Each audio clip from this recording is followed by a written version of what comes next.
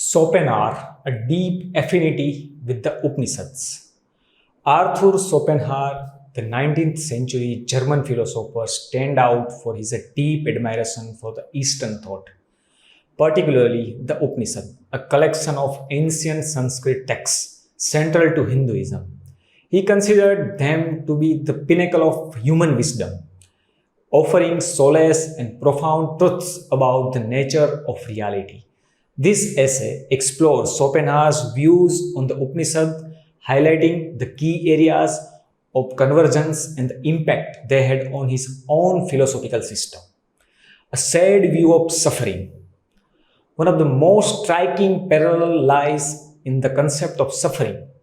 Schopenhauer believed life is inherently driven by a blind, insatiable will to live, leading to a constant striving and ultimately dissatisfaction.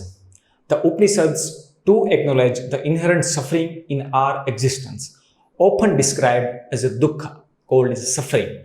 They locate its source in our attachment in the phenomenal world and our desires, the veil of Maya and the Atman, Brahman. Both the Upanishad and Schopenhauer present the reality that transcends the world we perceive through our senses. Schopenhauer calls this word mere a representation, a veil of Maya, illusion, that obscure the true nature of reality. Similarly, the Upanishad posed the existence of Brahman, the ultimate reality, and the Atman, the true self within each individual. Just as a Brahman underlying all phenomena, the Atman is essence of every being, ultimately one with the Brahman. The path to liberation. Given the centrality of suffering in their philosophies, both schools offer a path to liberation. Schopenhauer emphasizes the negation of the will to live.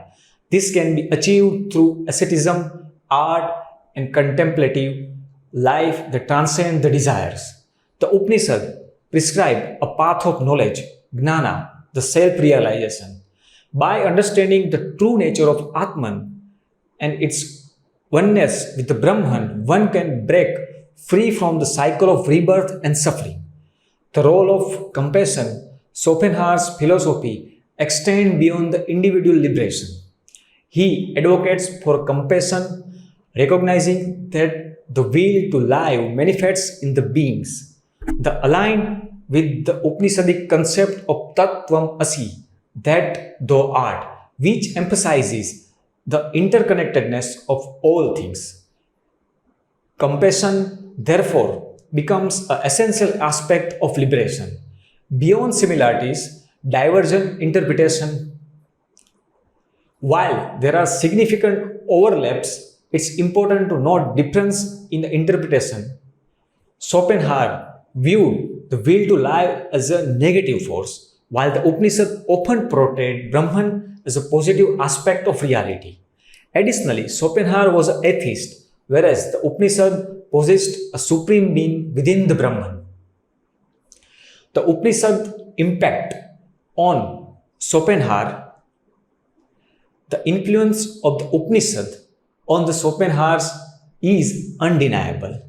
They provide a validation of the core philosophical ideas and offered deeper understanding of suffering and liberation.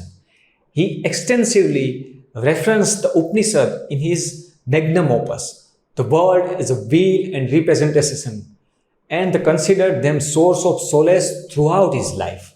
Schopenhauer's legacy, the East-West dialogue.